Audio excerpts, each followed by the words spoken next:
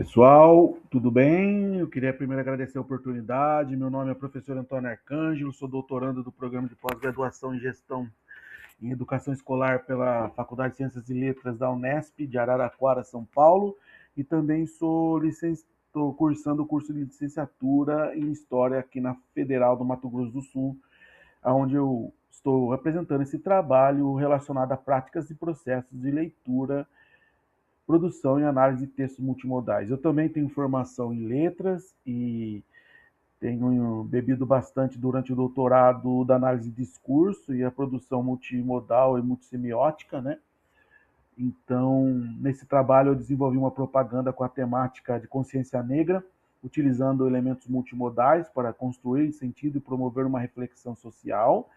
Mas eu queria falar um pouco para vocês também da grande autora Roxane Rorro, que tem me fornecido bastante entendimento sobre a questão de um multiletramento, que é um letramento totalmente necessário para esse mundo de contexto digital atual.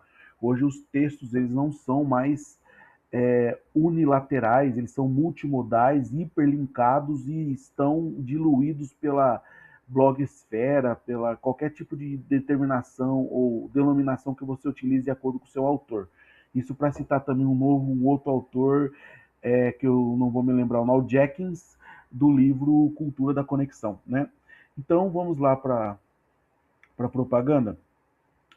Também tenho formação de publicidade e propaganda, então também sou publicitário a priori, apesar de não desenvolver muito a parte profissional, tenho trabalhado bastante com a questão de artes, né? Hoje com a IA fica tudo mais fácil de se fazer, né?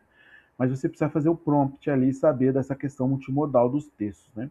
Então essa propaganda, ela parte da ideia central de que a consciência negra ela não deve ser entendida apenas como uma data comemorativa, isso como, mas como uma construção histórica, cultural, social perante o cotidiano, né? Então nós estamos falando aqui da necessidade nessa questão da consciência negra, de uma visão, de uma educação antirracista, que eu também sou um dos defensores dessa formação para futuros professores. Então, o principal objetivo dessa propaganda é sensibilizar o público, levando a reflexão sobre o reconhecimento da cultura negra como parte essencial da formação da sociedade brasileira. Agora, se você analisar aí os elementos multimodais, podemos perceber a construção do sentido não está apenas no texto, né? Texto que vem do latim tecido, né? Então, texto não é só letras, né? O texto é tudo aquilo que a gente consegue atribuir um significado, né? Então nós vamos construindo esse significado de forma multimodal hoje em dia. Então nós estamos falando aqui não apenas do texto, mas a combinação de diferentes linguagens. Por exemplo, primeiro nós temos uma imagem, a figura central representa uma pessoa negra em posição de destaque, com um olhar firme e expressivo. Essa escolha não é aleatória, ela transmite força, identidade, presença e rompendo os estereótipos históricos da invisibilização da maioria da população brasileira que é negra, né? Nós podemos até fechar os olhos e fingir ou não ouvir os chamados e a situação social do Brasil, mas esse é um fato, né? Nós estamos falando de 5 milhões de escravizados que foram deixados aqui no nosso território e é importante construir uma nova identidade. Ou como diz Michel Foucault, nós podemos construir novos regimes de verdade a partir dessa situação. Então, essa imagem, ela tem esse olhar, essa hierarquia nesse sentido de romper esse estereótipo de invisibilização.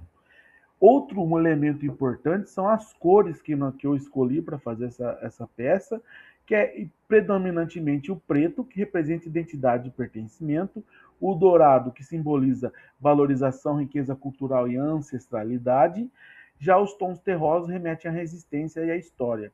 Ou seja, a cor aqui não é estética apenas, ela comunica. Agora, falando da linguagem verbal, que são as palavras, o texto utiliza frases curtas como não é sobre lembrar, é sobre reconhecer quem sempre esteve aqui. Já lembrando vocês, para quem não sabe, a cultura afro-brasileira ela é um pouco, ela é reconhecida como uma das populações tradicionais brasileiras, né? Assim como nós também temos os povos indígenas, que são povos originários, né? Então essa formação dessa identidade brasileira é nesse sentido. Então essa construção provoca o leitor uma quebra de expectativa e cria um efeito de reflexão imediata. Isso está diretamente ligado ao que Koch, eu não sei se é Koch o termo que se utiliza, e Elias discutem sobre essa intencionalidade na produção textual. Ou seja, o texto ele é pensado para gerar um efeito específico no leitor. Podemos analisar a tipografia, o título em destaque, o olhar do leitor, podemos a escrita visual, a organização dos elementos da imagem. Lembrando também que hoje na cultura digital já tem estudos de que a hierarquia de leitura ela já não está mais seguindo como era no papel, né? Então, também o mundo digital ele quebra essa própria hierarquia das informações no papel e obrigando os professores a se reinventarem nessa situação de conseguir a atenção dos novos alunos. Isso eu acho que é importante mencionar nesse pequeno vídeo. A disposição entre imagem e texto cria o fluxo, a leitura natural. Então, agora, nós podemos ver uma coerência, uma coesão, uma intencionalidade nessa informação, e esses critérios mostram que a propaganda não é apenas visualmente impactante, mas também estruturada enquanto texto. E por fim, podemos concluir que a propaganda utiliza diferentes recursos multimodais para construir significado e gerar impacto ao público.